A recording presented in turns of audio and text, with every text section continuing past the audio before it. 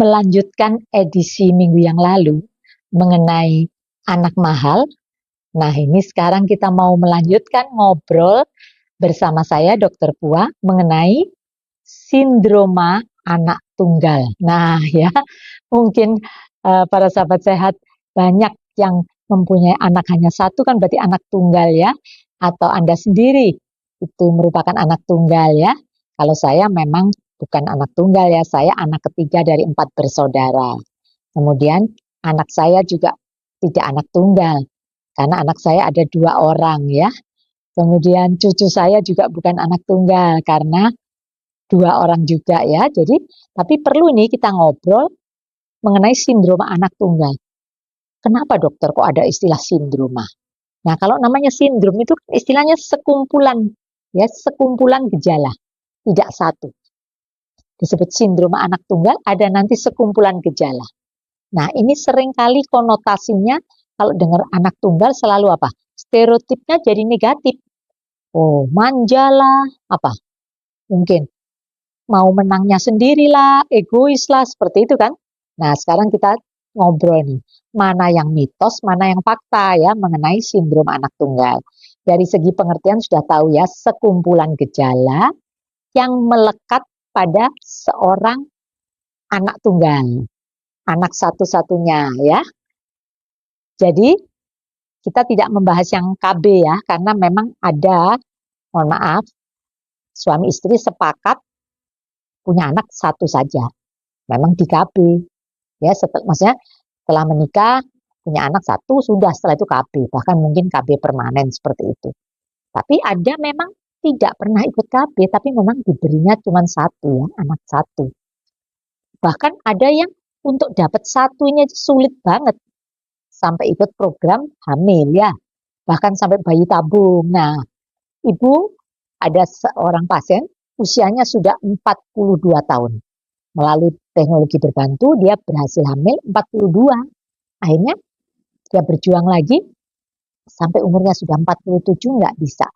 Padahal dikatakan katanya masih ada ya cadangannya, cadangan embrionya, sel telur yang disimpan dan sebagainya itu, tapi ternyata ditanamkan lagi udah nggak bisa. Jadi betul-betul memang diberi hanya satu. Nah, pada kesempatan yang baik ini para sahabat sehat, ayo kita melihat dari sisi mitosnya. Nah, mitos itu tadi yang saya katakan, anak tunggal selalu apa?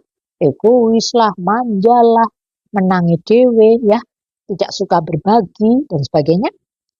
Dari sisi sosial kan berarti kurang ya. Kemudian apa? Dia apa? Ada gaya jadi bos itu, bosi ya. Jadi gayanya seperti bos karena dia biasa merintah-merintah gitu. Kemudian cenderung pelit ya, nggak suka berbagi karena memang dia sendirian ya. Itu mohon maaf para sahabat sehat, saya katakan mitos. Maksudnya gini, sebenarnya tidak sejelek itu yang dipasangkan atau di istilahnya, yang istilah maksud saya stereotip negatif yang melekat pada diri anak tunggal. Sebenarnya semua itu tergantung daripada apa? Pola asuh. Bagaimana kita sebagai orang tua memperlakukan anak tunggal itu ya sebagai anak. Maksud saya katakanlah sederhana ya, walaupun anak kandung kita cuma satu, mungkin ada sepupu, keponakan dan sebagainya kan pernah bermain juga. Katakanlah di lingkungan perumahan, ya jangan terus anak tunggal ini nggak boleh bermain. Ya malah nanti mohon maaf jadi aneh karena dia tidak pernah tahu teman, tidak pernah berebut mainan, tidak pernah berbagi makanan seperti itu. Jadi sebenarnya tergantung dari pola asuh kita ya. Jadi saya katakan tadi ya, mitos mengenai egois, manja, itu sebetulnya bisa diterapi atau bisa dieliminir dengan pola asuh yang benar.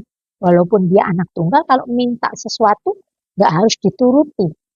Jadi contoh sederhana, anak masih umur katakanlah 2-3 tahun, bermain ngotot minta pisau. Masa kita sebagai orang tuanya memberikan pisau, kan berbahaya, bisa terlukai. Nah, itu contoh sederhana. Katakanlah ada saudara sepupu datang, ayo kue satu, separuh edang, itu maksudnya apa? Separuh buat Anda, maksudnya separuh buat anak kita, separuh buat saudara sepupu itu. Itu diajari cara berbagi.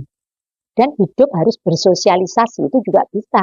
Kita sebagai orang tua mengajari untuk tahu sopan santun.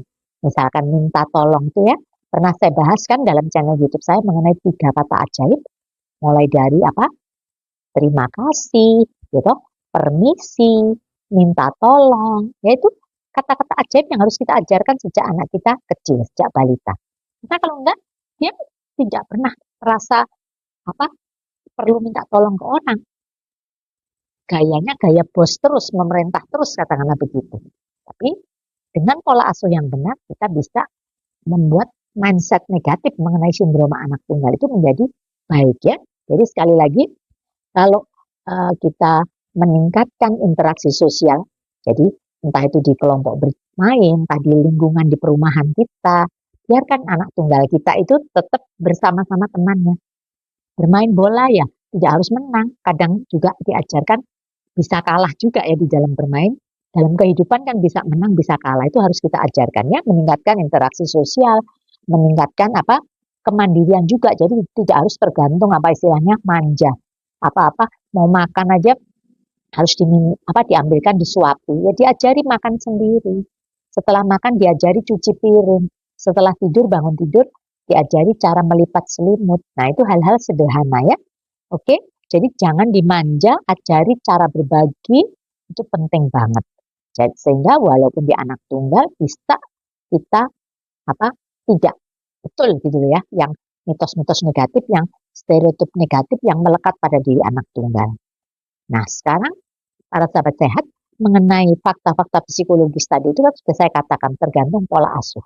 Kalau memang kita nampaknya udah kewalahan, kok nggak bisa, ini anak nggak mau nurut sama saya. Katakanlah minta sesuatu, kalau nggak dituruti dia bisa nangis sampai gulung-gulung, sampai pokoknya yang membuat kita sebagai orang tua jadi kalah, jadi nuruti terus, nggak seperti itu. Perlu juga kita perlu konsultasi dengan psikologi anak, psikolog anak itu ada ya. Jadi kalau kita tidak mampu mengatasi sendiri, kita boleh minta bantuan psikolog anak ya. Sekali lagi, fakta psikologisnya bagaimana peran pola asuh, bagaimana meningkatkan rasa percaya diri dan mandiri pada anak tunggal itu harus kita mulai, kita rintis. Dan harus dipahami bahwa sindroma anak tunggal itu bukan penyakit ya. Sekali lagi ya, karena kalau kita ngomong sindroma apa? Sindroma nyeri sendi misalnya gitu, bisa sekumpulan penyakit.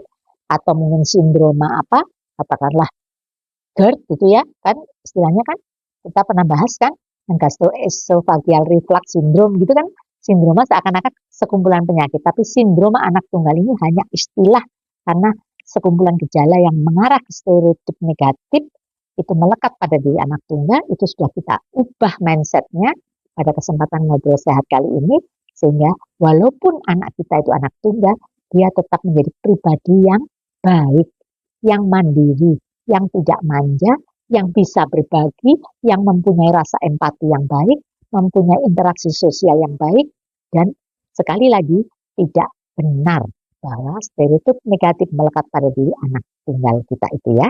Oke, ada yang perlu ditanyakan silakan Anda tulis di kolom komentar, pasti saya jawab. Kalau Anda rasa ada manfaatnya boleh di-share kepada siapapun yang memerlukan. Sekali lagi yang terpenting adalah pola asuh. Oke ya.